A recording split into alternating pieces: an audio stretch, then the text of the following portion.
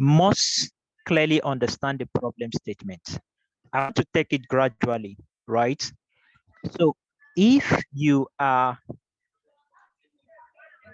a shoemaker, if you produce shoe, what is the problem you really want to solve?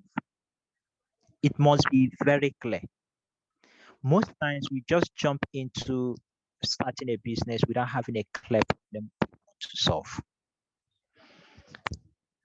Once we identify that problem, we clearly state it. The next thing is for us to validate that problem, to know whether there is need for that problem. Because there could be a problem, but that problem is not urgent or it doesn't happen frequently. So these are things you need to consider. When you want to solve a problem that is either urgent or that happens frequently. So frequency here, for instance, food. We eat food frequently. The second thing is urgency. Is this something urgent that someone will want to do, right? Or is this something that somebody will say, don't worry, let me look for another alternative, or I don't need it now. So if we are solving a problem that is not urgent, we can now begin to look at how can we be able to drive that urge of urgency, right? So these are a few things we might need to consider. Then we now begin to craft a solution that fits into that problem. That is why we call it problem solution fit. Let's explain this. You can have a problem, and that problem can be solved in 5 different ways. Please, I'm building up, right? For us to clearly understand, these are just the basics that once we get it, it makes everything easier for us. So we have been able to identify the problem. We have been able to see that there is a need for it, but we now need to craft a solution that fits into that problem. A problem can be solved in 5 different ways, in 20 different ways. Let's give an example. An example is this: a business owner that is saying that my business is not growing. That is a problem, right? Now, what is the solution? Someone can say, okay, to solve this problem, I'm going to give you money. That's a solution. That's a solution that can solve that problem. Another person can say, okay, instead of creating a bank that gives people money, I'm going to create an institution that trains people on how to grow their business. That is also a solution. Another person can say, okay, I'm going to help people learn how to do sales and marketing and do the sales and marketing for them so that they can increase their sales. That's another solution.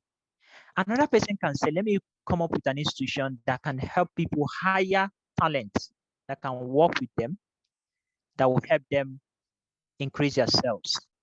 That is another solution. So what does it mean? It means that we must be able to know the solution that we are bringing for a particular problem. And that is what defines the pathway we are going. Someone can be selling water, but the problem he wants to solve is not the issue of thirst. The problem is not the issue of people being thirsty. It could be the issue of affordability. Let's use Mama Put, for instance, restaurant, but let's bring it down to a Mama Put, Mama Nkechi's Mama Put. Mama Nkechi sells food. Why is she starting her mama put business? It could be that the problem is that people around her don't have enough money to go to Crunches, to go to Kilimanjaro.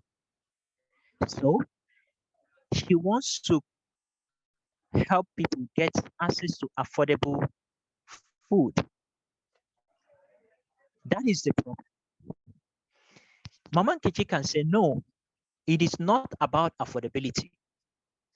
I want people to get access to homemade food.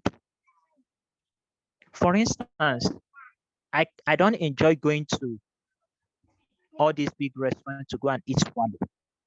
I like going to African certain place to eat it. There's this feeling that I get. So in this case, the problem here can be that I want to give people don't have access to homemade food. So I'm going to be able to provide a solution that meets that problem. So what does this mean? You don't just wake up and say we are selling food and food is a problem. Food is not a problem. You can determine and define the problem you want to solve. And you need to know whether those people you are targeting are in need of that problem. And there is a concept called pivoting and iteration. You can iterate. As a startup, you can iterate, change your idea in terms of the people you are targeting, or you can change the markets that you are looking at. So you can iterate. Iteration is just changing a few things. Pivoting means that you are not changing the entire problem and you're changing the entire target audience that you are focusing on.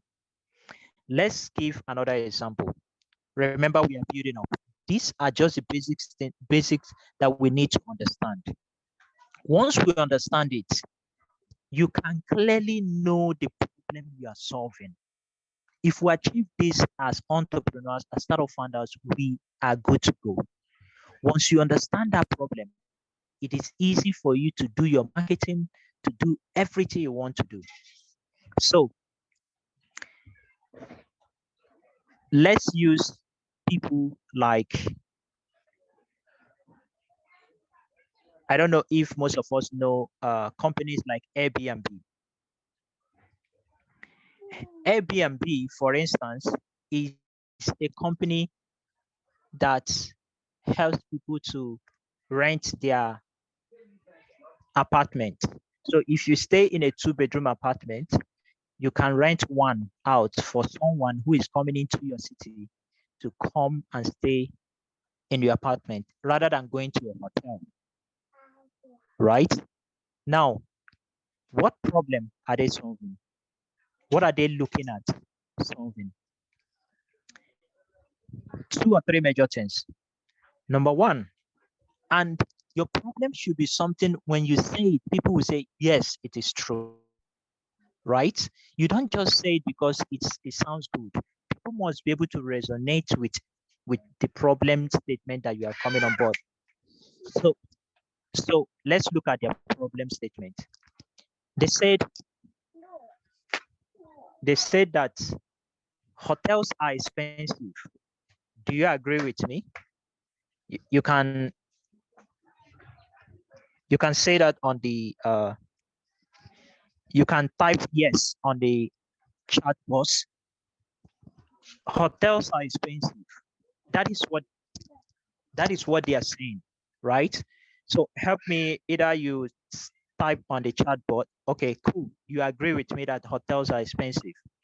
Now they also say that hotels take you away from the culture of that environment that you are in. What does it mean?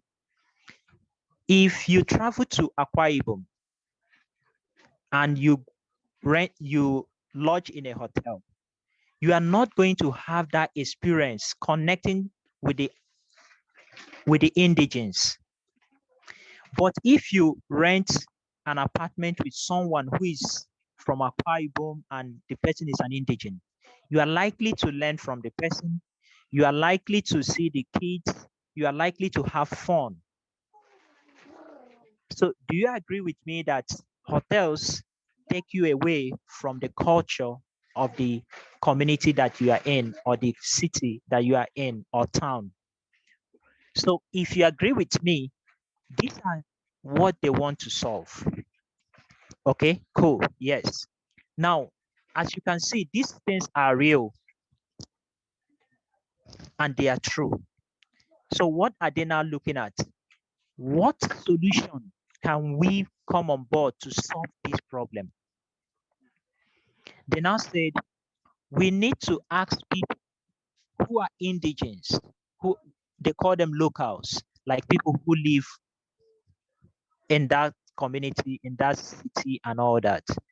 So you can be able to open up your space and allow people to come and rent one apartment, right?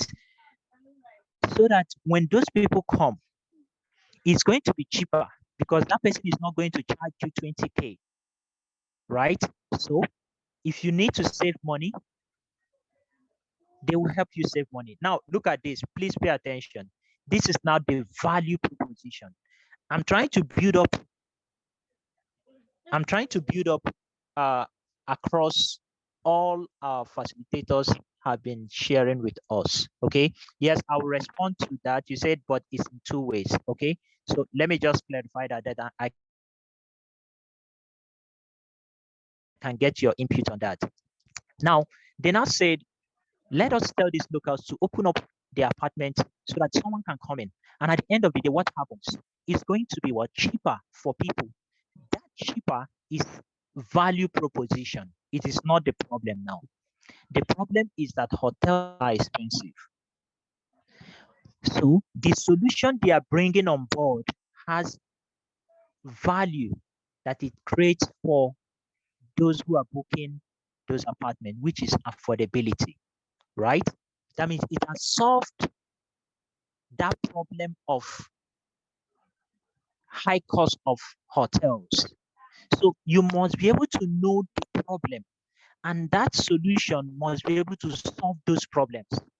So do you agree with me that this solution is solving that problem in terms of hotels are expensive?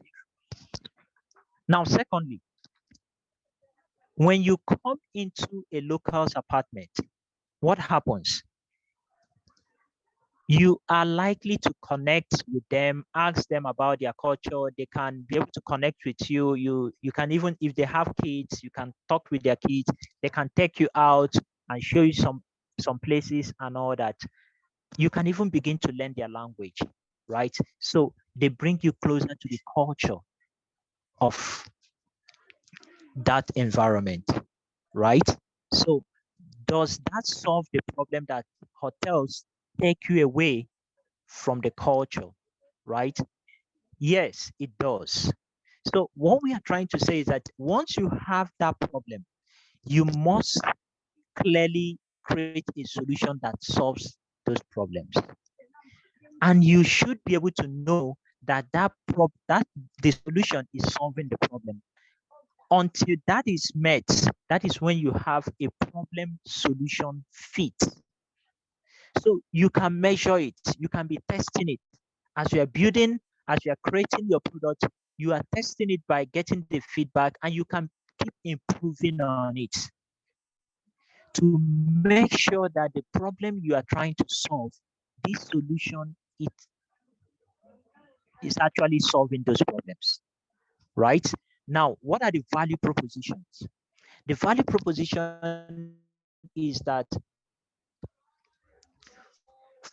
when we say value proposition, so that we can be breaking it down, the value proposition here means what are the customers or the users, right? The customer segment, what are they getting out from this entire experience, engaging with your product and services? So for those, the travelers, they get what? They save money. means that it's cheaper. So they are going to save money. It saves them money. Secondly, it gives them what? Access to culture and fun and all that. Now, on the side of the locals, the hosts, they call them the hosts, people who are hosting the travelers, right? What are they going, what's the value proposition? They are going to make additional money, additional income by giving out the apartment. You are going to make more money, right? That is the value they are bringing on board to you. Are there challenges around it? Yes, because someone will say, what if you come and someone will steal something from your house? You will say, what if you come and somebody will kill you at night? These are things you will say.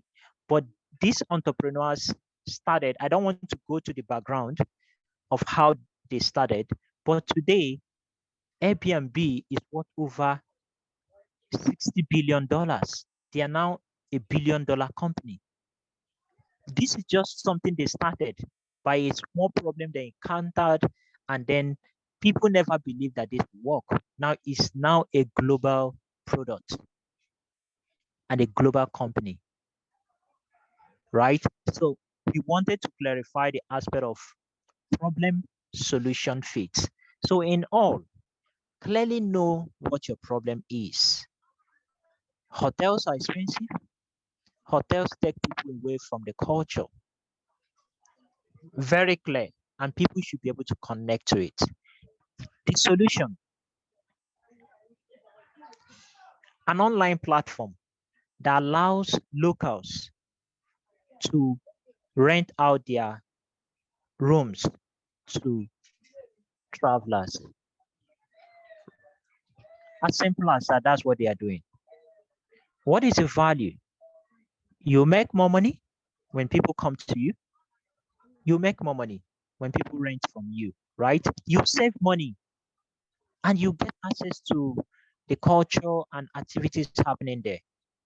That is simply what they are doing, nothing more, nothing less. Every other thing will now come into the business model, how they are now creating that product and services, how they're delivering that value, and how they are capturing value. But we'll come to that aspect. But I think we have been able to deal with the problem solution fit. So the assignment for everyone here is, what is the clear problem I'm solving? Don't just wake up and say, hey, it's this. Clearly look at it, test it, and get those assumptions. Let people be able to say, yes, this is the problem we are facing and we would like you to solve it. And it should be something unique, right? So let's hear from, to make it interactive, let's hear from, I think, Gladys is, yes, but in two ways. So what do you mean by that? So let's have other persons look at the problem solution fit. Do you understand the concept? What do you have? Can someone share? But let's hear from Gladys first.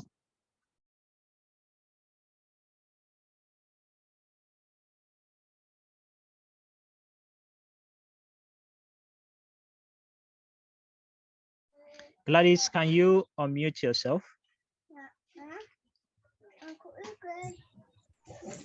Hello, good morning. Yes, we can hear you. Go ahead. I'm in a very noisy place. I wanted to settle, like I can hear me, I'm walking. You understand? So I'm walking. So Okay, fine. You can use the chat section. You can use the chat that's section. what I plan to do, to use the chat. Okay, cool. Yes, thank so you. Let's Good morning. Yeah, good morning. Thank you so much. So let's get a few reactions from persons on the call. So what do you understand in terms of problem solution fit? How are you going to do that differently in terms of what you are currently doing? Or you can share something you are already doing. Yeah, so let's just get one or two reactions so that we can check if our facilitators are in the room and we have them on board. Okay, so who is coming on? Who is coming up? Hello, this is Elisha Michael. Currently, we produce and market liquid soap, multi-purpose liquid soap, and car wash. During my market research, I find out that most products in the market are copy. They are copying to the one they feel that is the original one. I thought of differentiation to stand out. So I use a different container for my own. Also, I added a fragrance that when you use it inside, at least the fragrance will solve the problem of having awful odor, because when water wets some of the interior in the car, it have a funny smell. You have to buy maybe another perfume to perfume your car. But with my car wash, when you use it inside, it gives you a very good aroma inside. Okay. So let's look at the problem. Okay. So you are giving us more of the solution, right? In terms of the value. So what is the problem? The problem is that when they wash their cars, usually when the water wets the interior, it gives awful odor. The odor will not be good. Okay. So it becomes a problem. Okay. So existing solutions, right? They produce awful odor when water touches it. So that is it. That is it. Okay. It's a problem before we now get to the solution, and it should be very clear, right? So that is what is going to help you in terms of your marketing message and all that, right? So you don't need to go about talking about other things. Another person can say that the existing product, they are not for me, right? I hope you understand. That could be a problem, but that is not where you are going at. Now, what happens is that the person who is going to look at it being for me will focus on doing everything possible to become the best in terms of being for me. Why you do everything, do every research in terms of making sure that it will not produce awful smell. Now, what happens? You can become a king in your own market. In as much two of you sell the same thing, you guys are not direct competitors because you have a focus of what you want to do. And your audience are entirely different from his. So there are persons who want it to be foamy, but there are persons who don't want awful smell. And you can win in that aspect because that is where you are putting a lot of your time, a lot of your resources. Why do you need to do that? Because let's say you have 100,000. You can't use 100,000 naira to begin to solve this one and solve another one and solve another one. If you're able to solve one problem very well, you become a king in that area, then you can move to the next thing. So thank you so much for that. I think the problem is clear. Okay. So let's hear from the next person. Blessing Uche, you want to say something? So let's hear the problem you are solving. Just go straight to the point, the problem. Good morning, sir. Good morning, everyone. I don't know if I'm very audible. Yes, we can hear you. Okay, so my business actually set out to ensure that young people can get digital skills at the basic education level. So it was something that my co-founders and I experienced personally when we came out of school, tried after service, was struggling to get jobs because most of the high-paying roles were requesting for technical skills. And then even when you are interviewing for something that is not technical, they ask you questions about knowledge of certain platforms that you've never seen or heard of all through your schooling days. So we figured it would be better to close that gap by ensuring that we introduce these things early in the basic education level. So when we stepped into the field to try to solve the problem, at first we figured, oh, everybody will be excited to want to learn tech skills and all. Then we noticed that there were now two kinds of private schools. The low-income private schools they didn't seem interested. They were just all about passing exams. Nobody was thinking about the future. The parents weren't thinking about future. They didn't even want their kids to have devices. They just felt devices were bad. And so the wrong orientation there made it very difficult to sell our products and services. Then the high income private schools were all out to hear what we had to say, because I mean, their kids are already using tablets and they're already thinking about the future. Then at some point, we got a little bit confused as to who our target audience was really. Is it the schools that we are seeking to buy our packages? Is it the parents that are going to pay for their kids to actually participate in our programs in their schools? Or is it even the students that we are trying to solve the problem for? And even though we don't really yet have a clearly, I can't say we've achieved the solution market fit. We also noticed that the schools grabbed the opportunity and held onto it so tightly because it was starting to give them money. They were making more money from our programs than we were even making. And they were also standing out in terms of being more competitive in the environment. I mean, it's beautiful to hear that their school is offering coding and robotics. So they were beginning to stand out. It was improving their USP. It was giving them more money because they had to increase their school fees for their kids to participate in our program.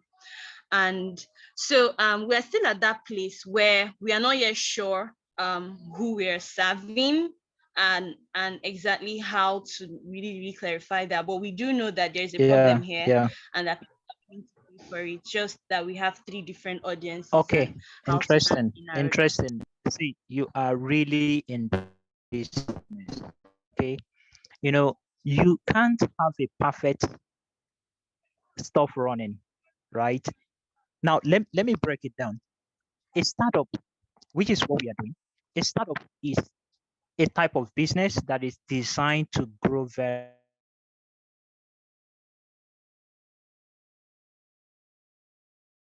fast. But a startup is doing 2 things. One, a startup is in search. In search, you are searching, and that is exactly what you are doing. So you don't need to feel bad because you are searching. A startups search, companies, the big companies execute. A startup is in search of a repeatable and a scalable business model. Repeatable and a scalable business model. So what you are searching for now is to see what business model is scalable and is repeatable. When we say scalable, something, if you do it, it will keep, you get 1,000, you get 1 million. Okay. Okay. So I think we have our facilitator on the call. So very soon we'll have them on board. So so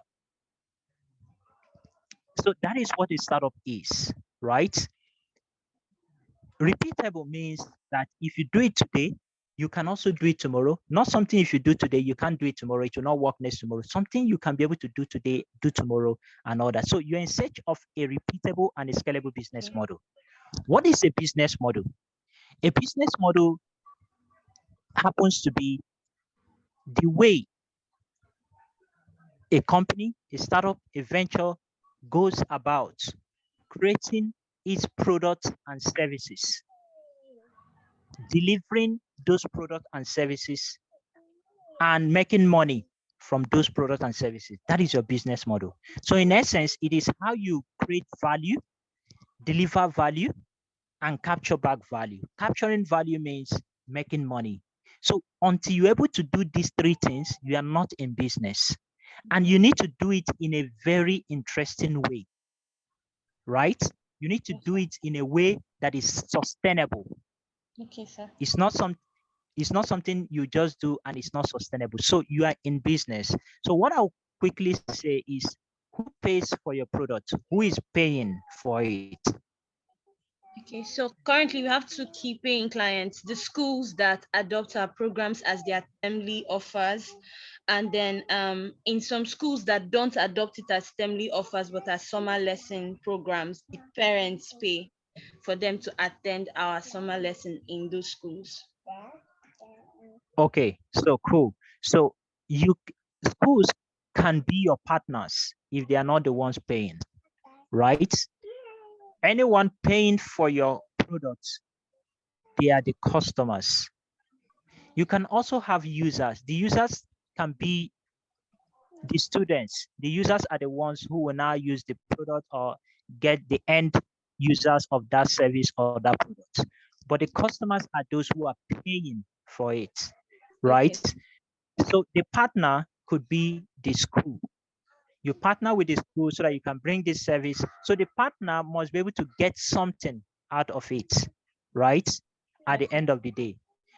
So the school can also be your customers if they are the ones paying for that service, right? So you now need to know who is your partner and who is your customer, okay? So, but what you need to do is to now look at what is the clear problem you want to solve, okay? So know exactly the problem. I don't know the problem you want to solve. What problem do you want to solve? And then you can now be searching and be looking for who has that problem. Who has that problem? Then you can now begin to see if the people who have this problem are usually female and they live in XYZ. How can we be able to go and find people exactly like this? That is now where we now begin to talk about the customer persona. Once you have your customer persona, you understand who they are, their characteristics, and you can know where you can find the other person. That's now when you can now begin to talk about scaling, right? But that's, by the way, okay.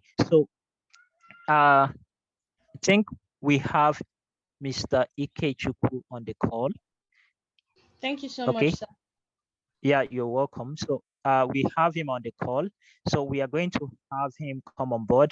But before then, Ruben, you want to say something? So we just take 1 or 2 reactions, then we have him on the call.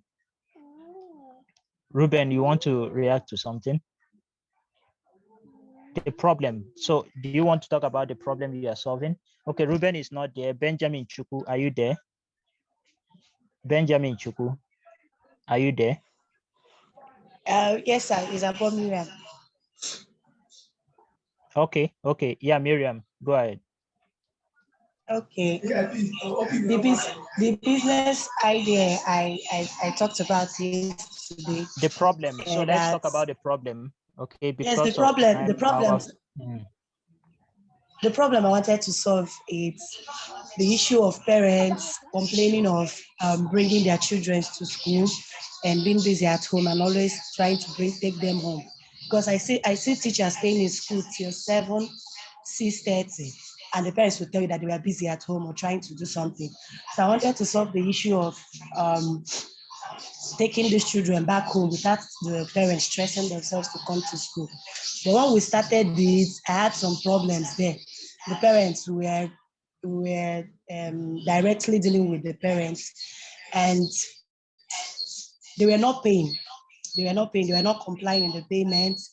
Sometimes their children are not prepared on time, and we had to stop on the way. And we were thinking of going to schools so we can put it in the school fees and just share the percentage with the school. Okay, interesting. I think it's very clear. So the problem is very clear. So you now need to know, remember that a business model is that you create value. So it's easy for you to create value. What you are doing is creating value, and you are looking for a way to deliver it through your products and services, the channels. But now another thing is that you need to make money, and you said you are not making money, right? Which is also part of your business model. So you now need to find a way by building a superior business model that can help you capture back that value you are creating. Not every problem. That's why we say solve problems that are creating pain and are also providing gain. So either it is killing a pain or it is creating a gain for the person, and it should be something the person is willing to pay for. Okay, so you can be solving a very nice to have problem, and at the end of the day, people are not willing to pay for it. Okay, I can see plenty hands, but let's have a facilitator come on board. This is not my section.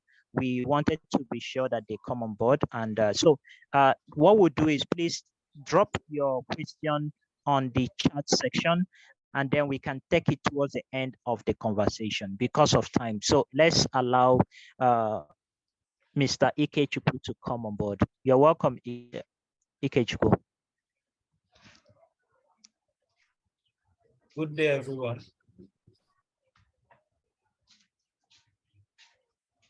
Hello. Yes, we can hear you. Okay, good day, everyone. My name is Ikechukwu Kingsley, and I am into agro processing. We have a palm oil brand that exists to address the menace of palm oil adulteration in the mass market.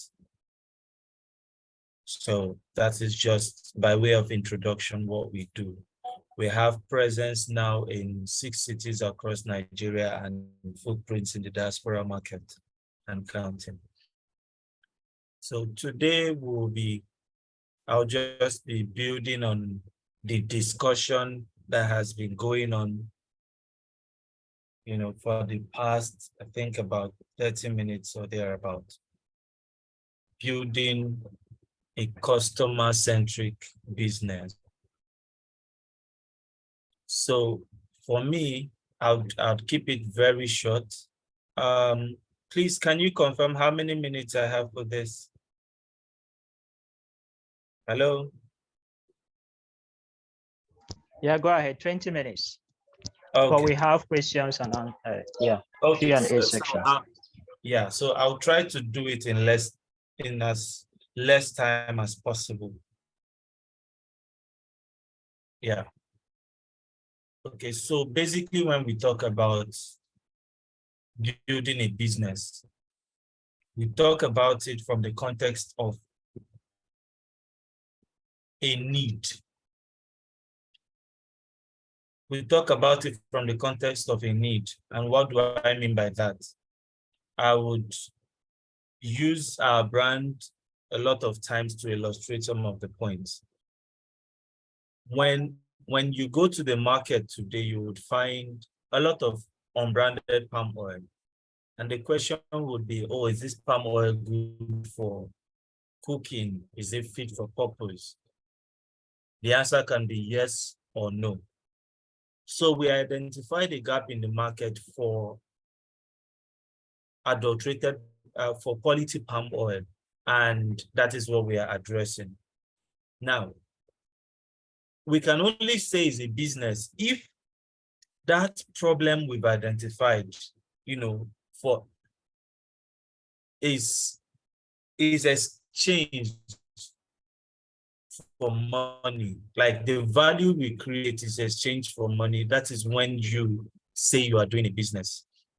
If you identify a gap, you create value, you must always also create a channel for that value to be exchanged.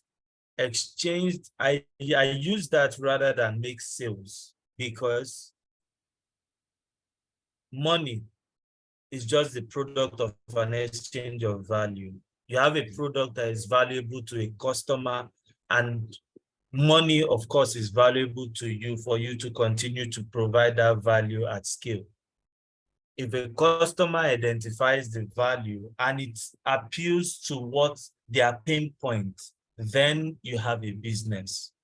The lady that said she offers digital training through schools, is offering value to the school because she said, they are seeing significant revenue. They are seeing significant revenue, since the partnership. That way, you have a business. Now, in doing that business, you also have to consider that the needs of a customer might be evolving. In the early days of Facebook, they were just a platform for you to meet friends. And today, it's a lot of things to many people. They have several other products that have been integrated into the Facebook, the original product. So as a business, your innovation cycle should also be fluid. You should always listen to the market to know, to understand what the market needs per time. Our world is changing from brick and mortar stores to, I remember back then, I grew up in Aba, and I remember when you have a fantastic idea, the first thing you want to look for is a shop. And then you set up your shop and then hope that people come to your shop. But today, we dwell in a borderless environment where, of course, I'm delivering this message from my location somewhere in Nigeria, and you are in your location where you are. That is the beauty of the evolution of the internet. Even the platform where we're having this meeting has had to evolve over time. So with an evolving customer need comes the need for your business to also evolve. It will interest you to know that Zoom is currently integrating AI tools to help improve productivity and to help people who have busy schedules to maybe I'm supposed to be in this meeting and be in another meeting. It gives me a summary of the high points of this meeting, summarized and sent to my mail for me to see it, and react where necessary so that I don't miss out on anything. That is something that builds off of a customer's demand. Now, today you are offering, I'll use again the product that is on offer, the digital training product. You are doing this in maybe, let's say, schools in Aba as of today, and there's a need for them to improve their curriculum. Maybe they want to start learning computer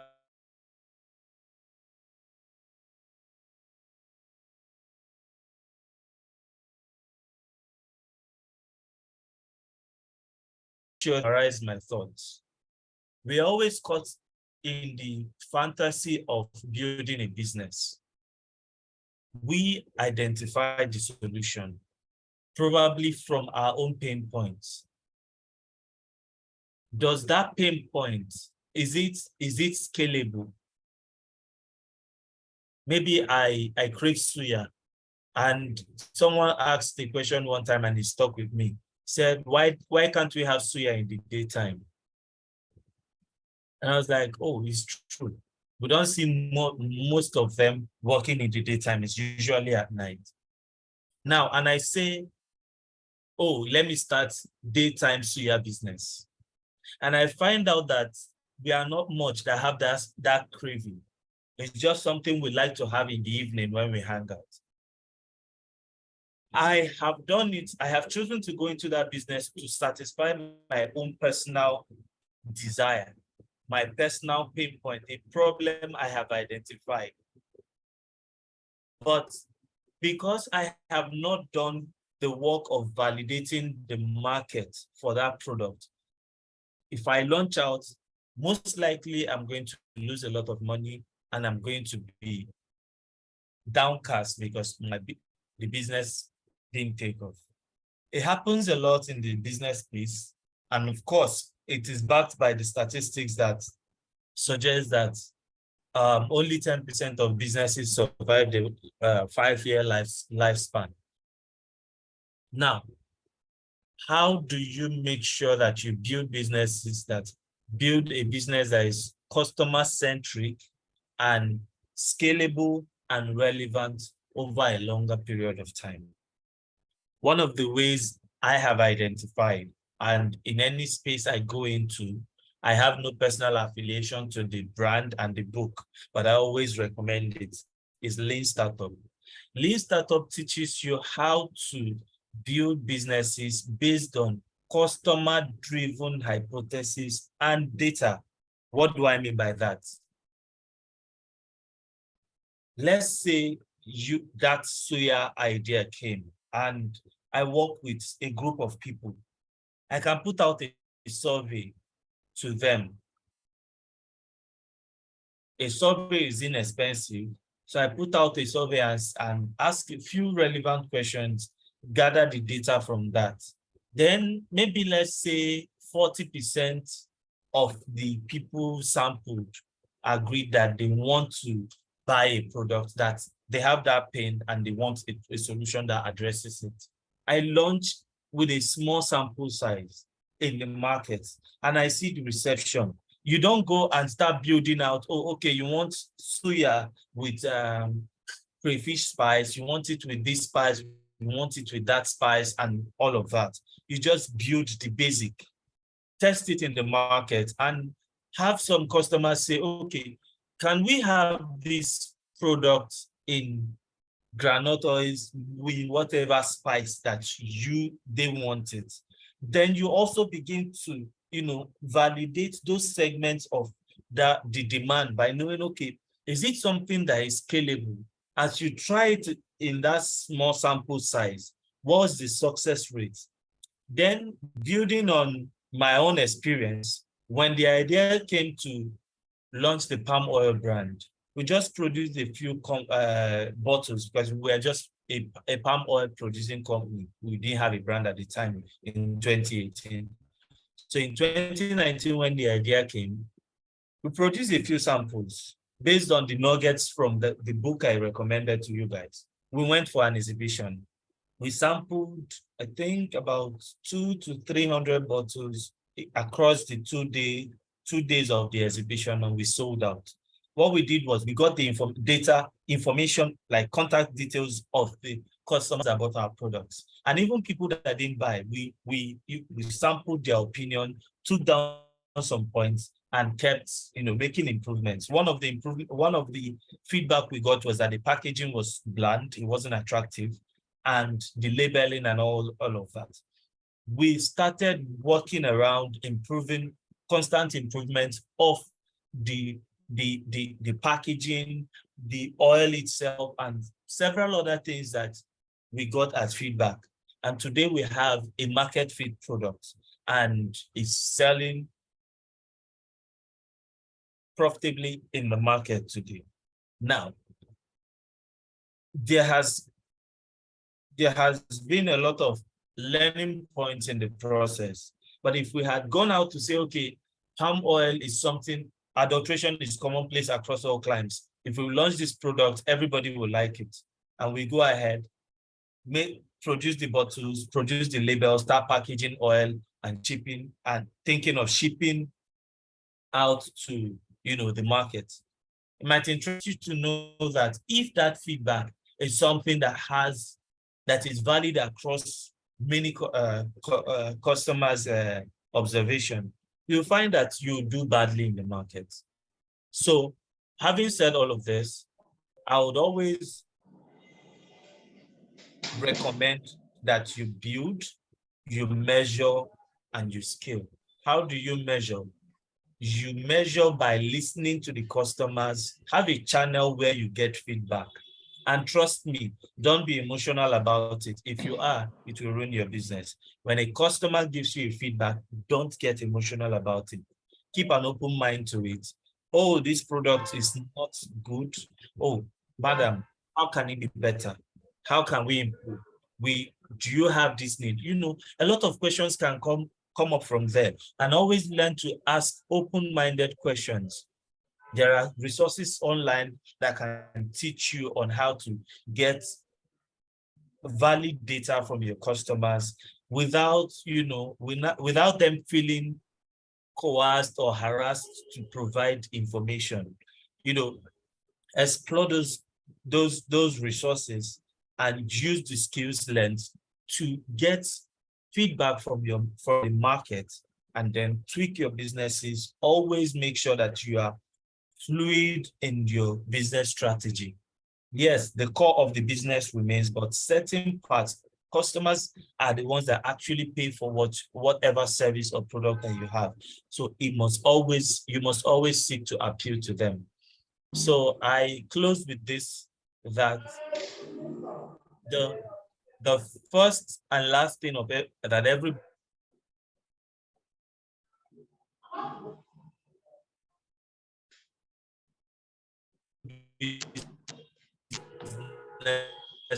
Stands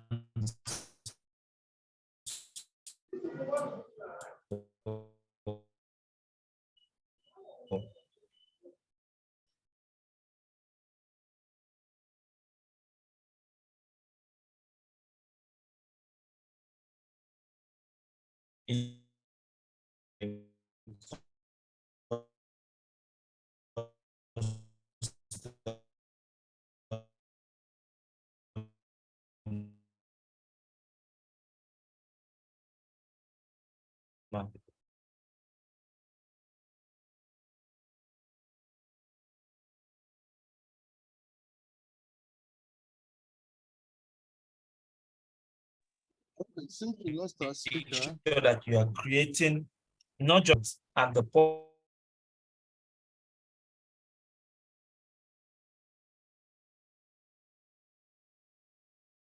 I'm Mr. Ketchup, are you there?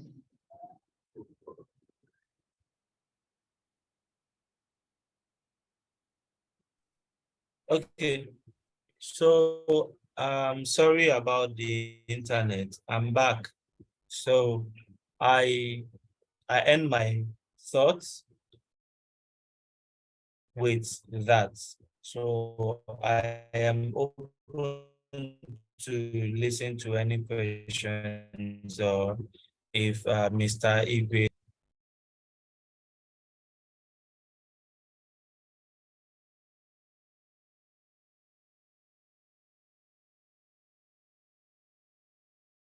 Hello, can you hear me? Yes, we can hear you. Your door is a little bit dragging. So let's, Linda, are you on the call? Yes, I'm here.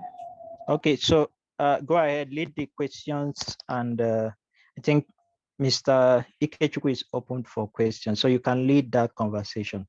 Yeah.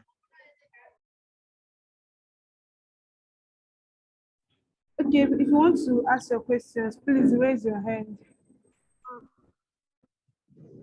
Yeah, Ruben's hand has been up for a while. Go ahead, Ruben.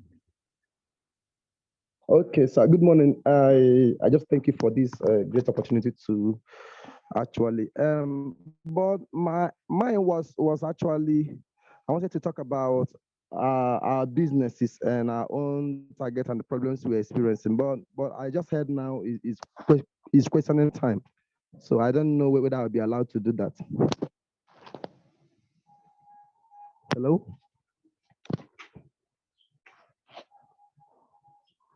Can anyone hear Okay, me? so for now, let's stick to questions so that Mr. Ikechukwu will react to Alright, sir. them. Okay. So do you have any question in respect to the section or the ongoing conversation? Yes, I have a question. Is also about I'm encountering problems with because our business is all about evacuating that and cleaning up drainage systems, and our problem had been the state government. We reached out to them. They gave us certificate of operation. We started from this side of our area, evacuating gutters and other drainage systems, but our ability to actually getting our money so we will be able to settle our employees, because we are working in partnership with the state government, in the sense that as the communities and the cities around collect sanitation fee, they remit to us. But how we can be able to get our money is our problem. We have been going to Omar severally, and the money is being withheld. And if you go there, they will tell you, we are not aware. We are not. I don't know whether we need, because we want to create a system where this money will be remitted by inhabitants or people living within these communities that are businesses where we carry out our projects. So I just want to, ask whether it's just a question of assistance, what I should do next. Thank you.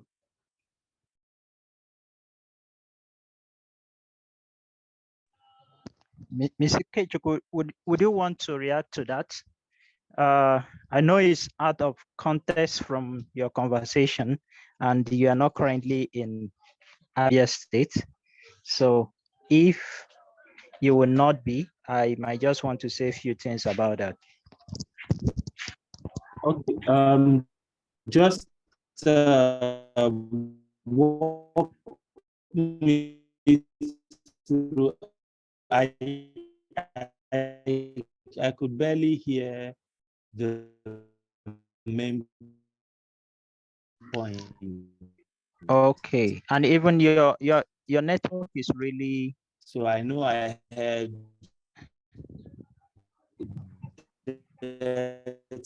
in area and Mr. Kechukwu, waste aggregation or something. So can you just stand the waste and I'll... Is it better? Hello? yeah, Yeah, can you hear me? A bit, yeah, it's Hello? much better. It's much better now.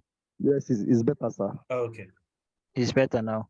Okay, Yes. so he actually runs kind of, I think it's a contract kind of business where they evacuate waste for people within a particular area, and they expect the government to pay them, but the government going to the government is not paying them and all that. So I said I know it's a little bit out of context from what we are from the current conversation. Yeah. So so do you have anything to say in respect to that?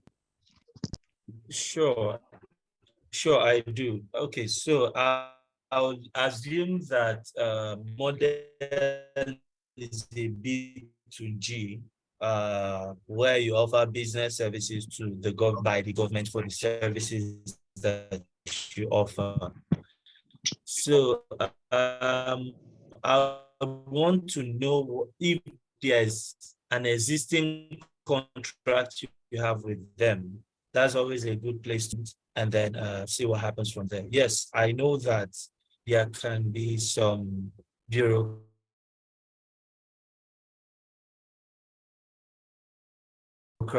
bottlenecks, but it's always a good place to start your conversation with the government from the standpoint of any contract that you've entered with them in terms of your mode of payment, the scope of your operations. That would be my attempt to. Yeah, Ruben, did you get that? Do you have an existing contract, legal agreement with the government? Yes, sir. Yes, sir. Like I said before, we actually applied to evacuate gutters in the city of Aba. Do you have a legal agreement signed by the government? Yes, sir. Yes, sir. We have. They gave us Osioma South and Osioma North to do the contract with them. But the mode of payments that we agreed with them is that when people pay sanitation, they said they are the ones regulating that within this side of Aba. Now they with the contract, we were able to arrive at 15 million. And since that time, when you go to the Ministry of Environment, okay, what about this has been done? We've been cleaning this gutter for the past 2 months. This is the amount. They will tell us we have received this money, but the person that should sign it, and you know, the Abia State is on the verge of transiting to another. So the whole thing has become a problem for us. Even we've been able to contact our lawyer. He has been working on it, but you know, nobody to actually hold on to. So we are looking at going to see the incoming government. That's where they say we should do now.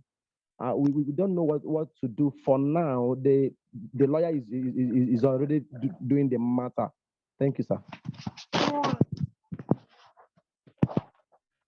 Okay, well done. So it's goes to tell you that, somehow it now begins to tie to what we are saying. Knowing the appropriate channel to sell your to sell your product or solution or service is very, very important, because there are concerns around governance, especially in Nigeria. Yes. I'm but likely not going to get a positive response from the incoming government. So that's the reality of the moment. How about you go to the people that you provide this service for? So let's say you provide this service in area market, for instance. Can you go into a contract with the market association and say, okay, I want to clean up the market. So what about you work out modalities and a payment structure? That's a better and it's a more sustainable business for you.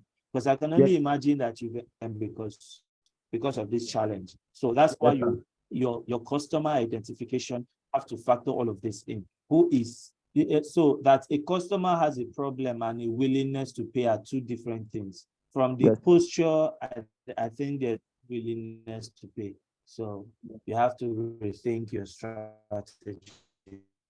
Thank you. Thank you.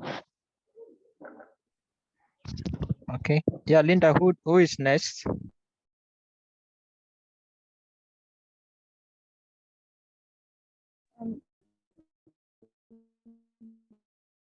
Joyce Ebe.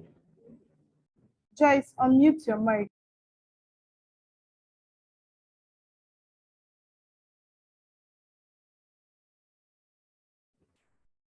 Joyce Ebe, please unmute your mic so you can ask your questions. If Joyce is not here, Joseph, I think he can proceed.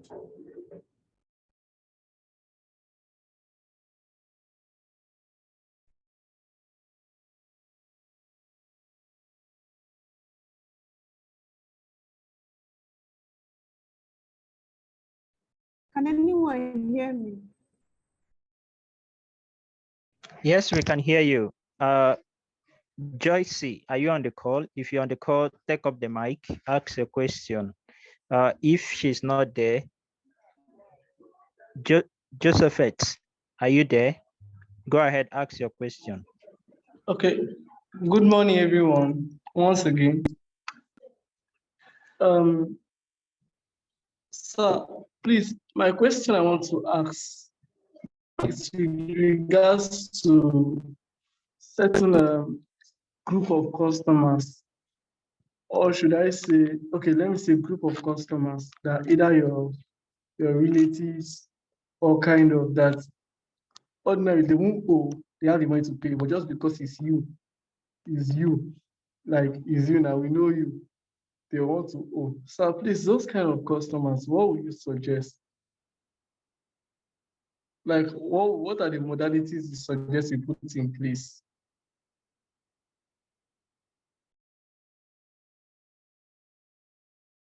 Okay. Again, when you start a business, just let's say if you went to First Bank, you bank with First Bank and you go to First Bank and their processes were structured in a way that maybe the branch manager just comes, he goes to a teller and says, "So give me 50,000."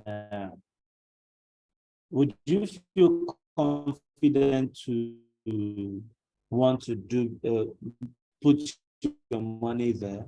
He doesn't fill out any teller, nothing. He doesn't go through a process. You wouldn't feel confident to leave your money in that bank. So my advice would be put structures and policies in place that must be strictly adhered to. This issue of over familiarity, maybe from friends and family, would be to put a policy that states what you stand is on payment and delivery. So for us, we have a policy that payment policy is that your payment to your order, whether family, whatever category, be firm with that. And especially what that helps you to address is building a mindset in those your friends and family members that you are building a business that has a structure, that has a future. So if you don't make them see it, they will never see it that way. So you have to build the structures, and that way everybody would have to align with it. That's much I can offer in terms of counsel in that regard. And they shouldn't also be your only customers. You should reach out to a broader sector that allows you to have options. Probably you are having a challenge of low patronage, and rather than not sell, you want to, okay, let's just make sales and know that we have money that we're expecting to come in. If that happens to be the case, it means that you have to improve your marketing, improve your brand reach and awareness as well. So that's the much I can say. Thank you.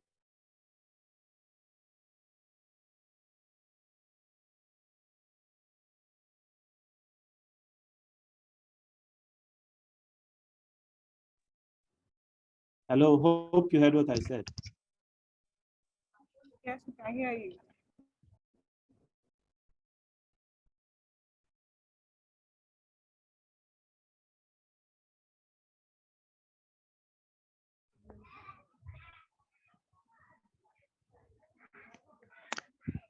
Okay, I think we have another question.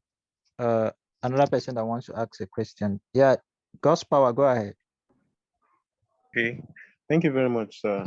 Thank you, so Ikechukwu, for your presentation. So I just want to ask concerning someone that is just starting a business, and maybe the problem is not the problem that I'm encountering. Okay, I'm into footwear, and I noticed that here in Aba, more especially, that footwear that is being produced here at some point are not as substandard, and also lack branding. As a result of that, does not giving it much visibility that footwears are being quality footwears, because it's the notion, the perception of people has been that footwear produced in Aba are substandard, and this has just been the perception of people, that when you present footwear to them, they will say in Aba shoes they are not substandard. But this is the problem. So what we are trying to do is to build to produce quality footwears, and not just quality footwears, and brand it to give people this perception that this is so-called Aba products, they are not substandard as they say. So someone building that, trying to build those products. And so my question is, how would you, what possible advice would you give to such a person? Because I think having a whole lot of competitors, maybe our competitors here is just those in Ariara, I think, to say, that are producing shoes in a large quantity. And yes, so my question is, what advice can you give to someone that is about coming up with such a niche? Is it something that will be very much scalable? Or yeah, that's just my question, sir. Thank you. Okay, it depends. A business is scalable only if you follow the fundamentals. A very profitable business can be run by someone who lacks a strategy, and that business won't scale. A business might also seem unscalable, and then with the right set of skills and right set of strategies, it scales. Now, Canva is a multi-billion-dollar business today, but who thought that having graphic designs that are ready to use would be a thing that can scale that fast and that profitably? Just a thought. Then back to your question. I want to ask, throw it back at you. Are you currently doing this? Then if you are, the two questions that you have to ask yourself is, where do you want to sell this product? Have you done a research around that market segment that you want to sell? You say Aba shoemakers are your competitors, maybe for raw materials, but not for markets, because they are not, most of them are not in the digital space. That's the advantage you have over them. You can create brand awareness by positioning your business digitally. So I can be in, I don't know if you've heard of Footwear Academy. Footwear Academy is an Aba brand, but globally recognized. So that tells you the power of the digital economy, that you can be operating your business there, logistics, and you'll be amazed at the scale that business can achieve in the near future. I think it's Nora Culture too that does something with bags and female wears. They are situated in Aba, but they are a digitally powered business, and they are selling and making good profits. So my response to your question would be, what strategies are you employing to position your brand? And make sure that you are aligning it with these principles of building, measuring to get feedback, and then scaling. Why I say that is because you can be building a design that might not appeal to me, but it can appeal to someone else. For instance, would be the Yeezy footwear by Kanye West.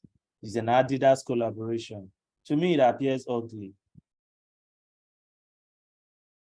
So the market, know the channels to reach your market, know their buying patterns. You can create a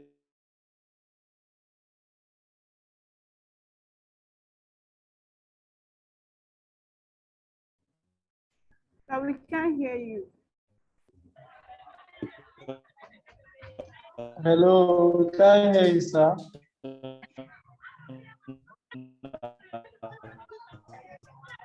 Okay, I think it's having network issues.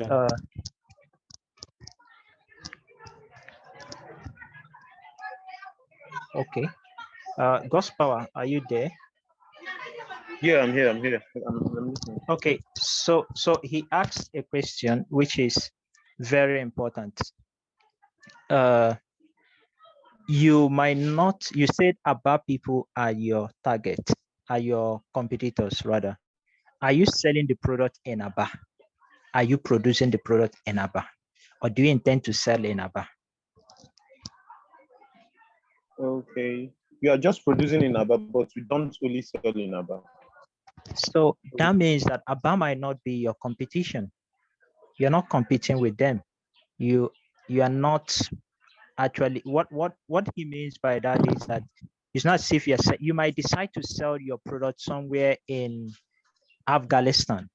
You might decide to sell your product in somewhere in Australia. So the shoe companies in Australia that you have identified that you want to sell becomes your competitor or your competition, right? So that, I think that's what Mr. Ikechukwu was trying to emphasize on. So, but what you want to do is to now look at how you can manufacture from Aba and then make it globally acceptable, that people can be able to say it is a quality product, right? So just like what we said earlier in the beginning, that you can do this in different ways. Someone might say, I don't want to go and start producing the shoe. That the people in this market are facing this problem. The shoemakers, because I think I've been hearing your conversation over and over, and someone already said that it's not that shoemakers are not producing manufacturing quality shoes. They are. But the only challenge now is that the markets they are selling to are not interested in premium shoes, right? And if you are trying to sell it in Aba, they are not interested in the premium shoes, right? So you might not need to sell it to people who are interested in premium, which could be Lagos and Abuja and all that. I think someone said that. So you also said that they are not branding it. So the solution might not even be you going to now produce, market, sell, and all that. It could be you providing that service to those people who are now creating those quality by making sure you do the same thing, which means that it's going to streamline the activities, helping you to focus on one thing, which is the core problem you want to solve.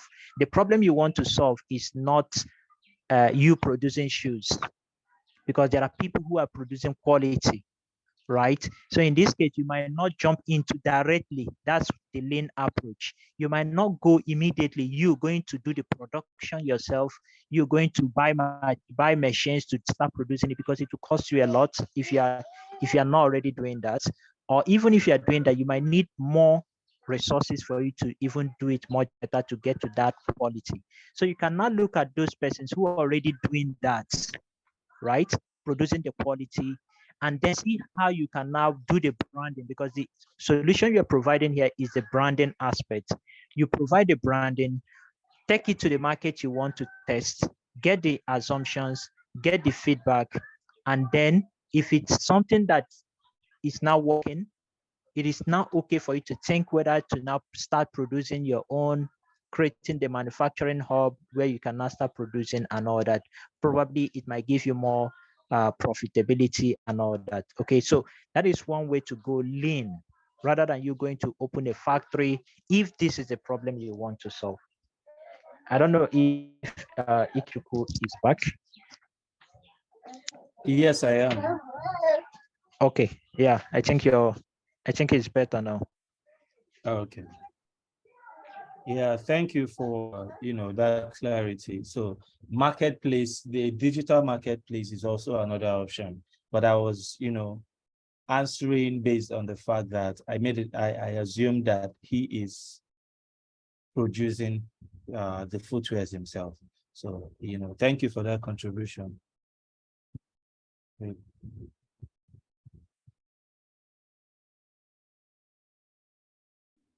Do we have more questions for Mr. Ikechukwu? If you have, you can use the chat box if you can't speak, or you unmute your mic. But if we don't, excuse me, ma'am. I have a question. All right. Okay. So you were telling me about putting policies in place that helps me around customers who will want to take advantage of your existing relationship. So please, can you, I want to cite an example, the kind of relationship. Then can you, with example, just hint me what to do if you're in this scenario? Let's say I make shoes, and in Nigeria, we all know this syndrome of your mother, and your mother will borrow something. She can borrow you money now. When it's time to pay back, she remind you how she carried it for 9 months and she breastfed you. Okay, let's say, the shoe you make for 5K. Your mother now say, this shoe will match my clothes. What I have here is 3,000. And let me use the code. I'll balance it 2K later. And then later she now tells you stories that touch. Probably the 2K itself, the entire 5K is just for the material. Maybe it's not even your profit. If it's a profit, you can say, okay, you get it. It's just for your material. She now tells you stories that touch. And that's just a case scenario I'm using. And that's just a case scenario. All right, let Or me. let's say your siblings now, yes, they actually Okay. send you in school. Yeah, And then you just see that you have a product. So what will you do if you're in those shoes? okay. So I will speak to the scenario side by side. A very popular one: provision stores. You have a provision store and your family wants to have beverages. They'll easily come to the store, pick up something and not pay. That's a like-for-like comparison. But to approach it from the context of the scenario you painted, one of the ways you can address it, because if it's your mom, is a very difficult one. You'd have to pay. Unfortunately, you'd have to pay. So it goes into your book as a sales. You work out your relationship, how you can retrieve the debt from your mother for your own personal reimbursement. That is a peculiar case. Now, we are talking about a business, not a fun fair. Your mom is just one person. Your immediate family is just a group on a larger scale. And if they see that that structure exists, they would have to comply. If you say, if for instance, at the point where she's coming to ask you for the slippers on credit, the shoe on credit, and she encounters you talking to a customer and you are enforcing that policy, or over the phone, you are enforcing that policy, she would understand. I'm just saying. But these are not even, so when we are talking of business, building businesses, we are not just talking of something at that very primary, elementary level now. We are talking of building for a large group of people. Your mother's expense can, you can find a way around it. I wouldn't really speak to the sensitivity of it now, but what I can tell you for a fact is that you must, as a matter of importance, have a policy in place. The policy, if enforced, guides every activity within your business. That way, even your family members will understand that you're doing a business. Because if you don't have them, to them, might just think it's a fun fair. They can always come around and have their free meals. That is what I can say. But this conversation goes beyond that. If today you tell me that your customers are your family members, then I can tell you for a fact that you don't have a business. But we are talking about building businesses that address the core needs of the customers. So the questions I would expect would be, okay, how do I identify someone that is my customer? That's maybe what I would expect. Now, since I've asked the question, I'll answer this way. We all go to church and we meet people in church. We have this idea of a brand, that a product that we want to launch. How many people do we talk to about it in church? And what do we do with the information we get? Because we get information every day. And that information is what informs the decisions we take around our businesses. You have social gatherings. You talk to them about your product. What do you do with the information you get from there? So those are the kinds of questions I expected, but I hope that the response I gave, would attempt to address the concerns that you have. Thank you.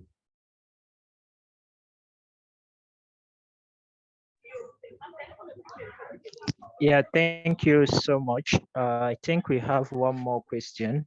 So to add to that, one thing everyone here must do is to separate yourself from your business. You're a different person from your business. So you must separate yourself from your business. Whether you are selling, you are still starting, separate yourself from your business. If one way to do that is that you pay yourself. So if you're paying yourself, let's say your business is generating 50,000 at the end of the month, and you pay yourself 20,000, right? What happens? If you're 20,000, if you exhaust it, you don't go back and start collecting another money. What do? You can probably take loan.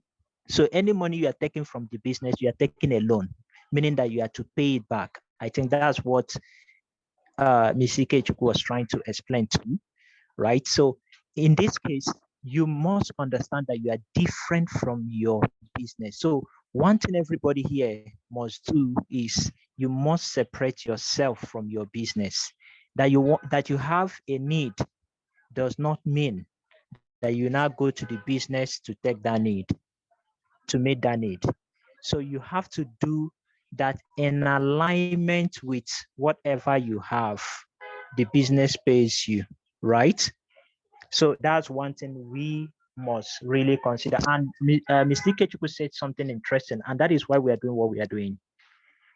If your mom, your brothers, your sisters are your customers, it is okay for them to be your customer at the initial stage, as he mentioned, but you must quickly move away from that stage because you don't have any business if they are still your customers, okay? So we have to start building transgenerational businesses where we are different entities from our business, and we don't go into our business because we are the owners. You don't even keep the records. You just go into take one thing and go. Somebody comes, your friend comes. No, it doesn't work that way. Okay. Yeah, and I think that will be the last question for today while we round up. And you have a question? All right, thank you very much. It's not really a question. I want to say something. It's like a contribution to what the person that asked the question. I had an experience when I was in school. I was running one business, bottled granite business. Then I was buying in the past, selling in school, even to lecturers, and it was really going well.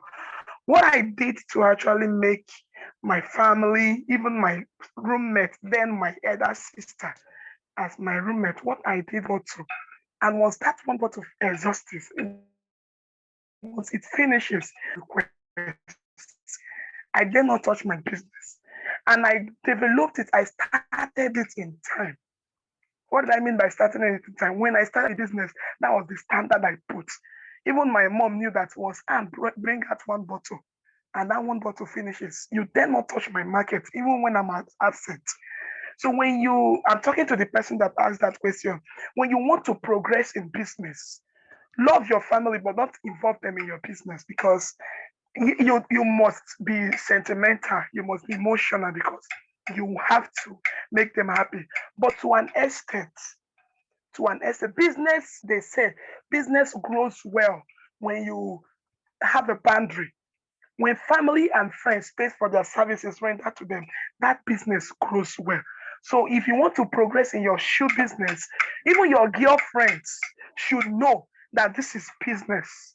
You can give them gifts maybe once in a while, not once. They come to the shop, they see the best shoe, they pick it up, and that is it. You can't say anything. You must have a background, you must have a boundary to everything. I can also remember when I was in Aba with my grandmom, she had a provision store.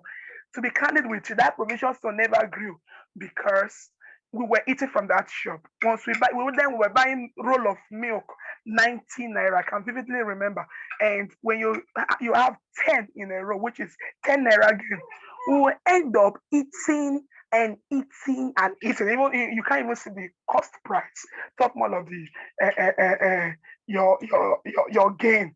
So what I'm saying is, in business, you don't really need to involve your family so that you can progress. Based on my own ideas, even when I was in school doing that granite business, my lecturers will come around and say, give me granite. Oga, you must pay.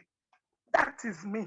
And if I want to give you granite, I will give you bottled granite. It was very nice. I made money out of that business when I was in university. So even my lecturers didn't meet that extent because that was my standard and it gave me ground. Everybody would want to eat ants granuts because that was my standard. I never started trying to repress anybody. And to be candid with you, I was very nice and people loved working with me, to the glory of God. Thank you very much. All right. Yeah, thank you so much. We might not take more questions because of our time. So what we are going to do is, Elisha, thank you so much. I know you want to react to that, but thank you so much. So what we are going to do quickly is this. We are going to just do a kind of housekeeping while we round off for today. So the first thing is that, and also Mr. Nana will give the last feedback for us, how we are going to be working moving forward, okay? So in essence, all we are talking about, all we are saying is you must have a problem you want to solve. We are not saying that what is the problem your business is facing. No, that's not what we are saying, okay? What we are saying is what is the problem your business wants to solve? Please, and please, every one of us must clearly understand that, okay? So we are going to share the lean canvas, okay?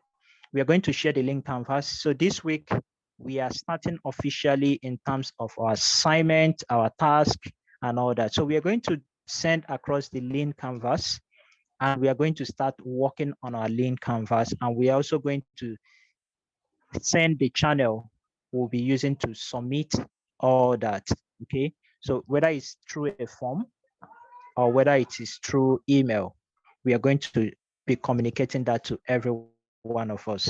So that's one thing. We'll share the lean canvas. The lean canvas helps you. We have the lean canvas, we have the business model canvas, right? We have the lean canvas, we have the business model canvas. So we might do the two, but we are going to focus on the lean canvas. The lean canvas is more of problem solution driven, okay? So it's more of problem solution driven. It's more for early stage entrepreneurs, early stage startups and businesses rather. Then the business model canvas, okay, which is called BMC, is more for growth stage businesses. So we might have to consider doing both, right? So once we share it across, we are also going to be sending tips on how you can start going about completing your lean canvas. It has about 9 components, okay? So the lean canvas is a template, is a tool that helps you organize your thoughts, your hypotheses, your assumptions. So what are the assumptions you have? Okay, I think that the people that need my product are this. I think their problem is this. So once you organize it using that document, the template, you go into the market, test those assumptions. If there changes, you come and update it on your Google, on your lean canvas or business model canvas. So over time, we are going to be asking you to send across the updated copy of your canvas, right? So that is now how we are going to know persons who are really working on their business. So after this call, we are going to be dropping on the group another resource, which is called the Mom's Test. So it's actually a short PDF kind of ebook that helps you understand how to ask the right questions, okay? You know, you go and tell your friends, would you like the heel to be up? Will you like it to be down? Will you like the product to be, will you want us to add more sugar? Will you want us to add? That might not be the right way to ask those questions, because when you go and ask, they will tell you yes, yes, yes, yes. When you now build and come back, they will tell you no. So the Mom's Test is a tool, a resource that helps you clearly understand how to go about asking people the right questions so that you can get the right feedback. So we'll be dropping that also on the WhatsApp group, okay? And We are also taking attendance currently. So we are taking everything we are doing serious. We know people who have been committed to this program, and we already know persons who are already getting to the top and likely to be part of the demo day. Yes, we know, but we also know persons who might come up and be more committed to the program. So at the end of the day, those are likely to be the ones that will call to be part of the demo day. So please, beyond the demo day, we want you to build the right way. We want to build a sustainable and a successful business. Okay. So with that all said, every other thing will communicate to you via email, via WhatsApp, and please remember to share your feedback on social media, and also remember to get in touch with us if you are having any issue. Okay, any issue at all you are having, send any of the admins on WhatsApp, any question, any challenge. We will make sure we'll find a way to resolve that. Okay, so yeah, thank you so much. Yeah, Nana, are you there?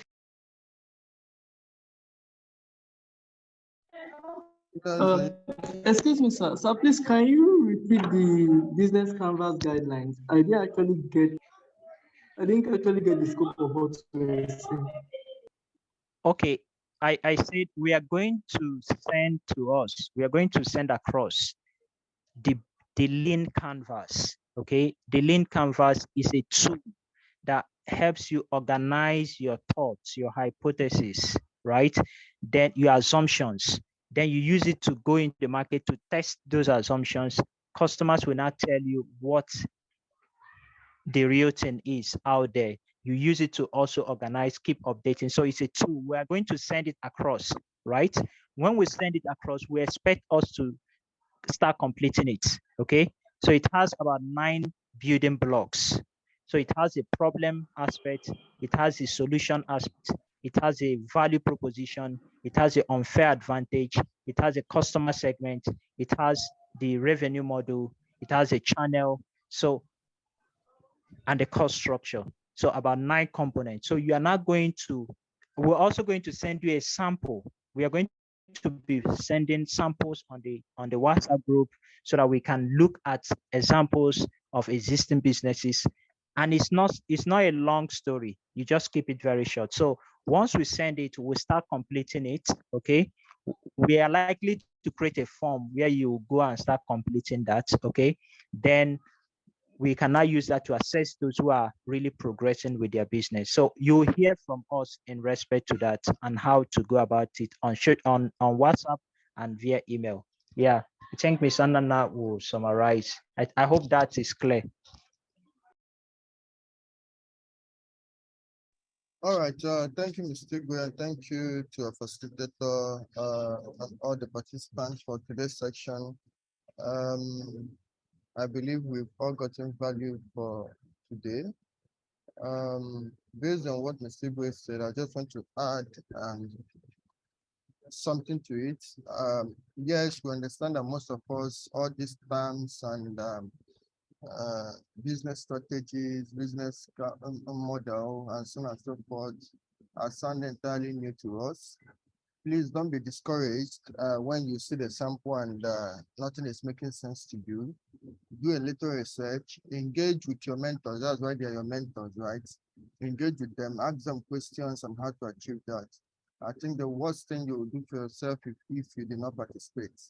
So the best way of learning is by participating, applying it to your business, taking hints from what you have been doing and what other businesses have been doing, and so on and so forth. All right, so this is the essence of this section. So while you get the email, jump on it. You might not be a computer expert using applications. I think Mr. They can draw on a paper. If that would be what would give you the age to participate. What am I just trying to say? Don't isolate yourself, feeling that you cannot achieve it or it sounds entirely new to you, and so on and so forth. I think that's also what I want to add to it. Okay, with that said, we want to say thank you for participating. Engage on the WhatsApp group when it is open for you to engage.